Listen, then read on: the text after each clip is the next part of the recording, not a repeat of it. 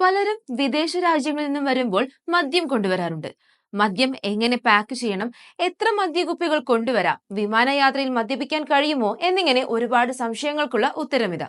Checked പാക്കേജിൽ പരമാവധി 5 litre മദ്യം കൊണ്ടുപോകാനാണ് അനുമതിയുള്ളത്. എന്നാൽ കൊണ്ടുപോകുന്ന മദ്യത്തിൽ 24% മുതൽ 70% വരെ മാത്രമേ ആൽക്കഹോൾ ഉണ്ടാകാൻ പാടുള്ളൂ. അതിൽ കൂടുതലുള്ള പാനീയങ്ങൾ കർശനമായി നിരോധിച്ചിട്ടുണ്ട്. അതേസമയം ബിയറോ വൈനോ പോലുള്ളവയിൽ ആൽക്കഹോൾ അളവ് 24% അല്ലെങ്കിൽ അതിലും കുറവാണെങ്കിൽ ചെക്ക്ഡ് പാക്കേജിൽ നിങ്ങൾക്ക് കൊണ്ടുപോകാവുന്ന മദ്യത്തിന്റെ അളവിന് പ്രത്യേക പരിമിതിയില്ല. അതേപോലെ തന്നെ പ്രധാനമാണ് മദ്യക്കുപ്പികളുടെ പാക്കേജിംഗ്. മദ്യം തുറക്കാത്ത റീറ്റെയിൽ പാക്കേജിംഗിലായിരിക്കണം. തുറന്നതോ ഭാഗികമായി കഴിച്ചതോ ആയ കുപ്പികൾ അനുവദനീയമല്ല. പൊട്ടിപ്പോകുകയോ ചോർച്ച സംഭവിക്കുകയോ ചെയ്യാതിരിക്കാൻ കുപ്പികൾ സുരക്ഷിതമായി പാക്ക് ചെയ്യേണ്ടതാണ്. പൊട്ടിപ്പോകുന്നത് തടയാൻ കുപ്പികൾ ബബിൾ റാപ്പിൽ പൊതിയുക, അല്ലെങ്കിൽ നിങ്ങളുടെ ചെക്ക്ഡ് പാക്കേജിൽ മൃദുവായ വസ്ത്രങ്ങൾക്കിടയിൽ വയ്ക്കുക.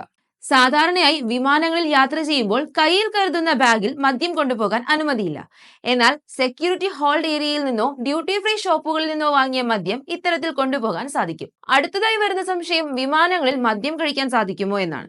ഇന്ത്യയിലെ ആഭ്യന്തര വിമാനങ്ങളിൽ വിമാനത്തിനുള്ളിൽ സ്വന്തമായി മദ്യം കഴിക്കാൻ അനുവാദമില്ല. വിമാന കമ്പനി നൽകുന്ന മദ്യം മാത്രമേ വിമാനത്തിൽ ഉപയോഗിക്കാൻ അനുമതിയുള്ളൂ.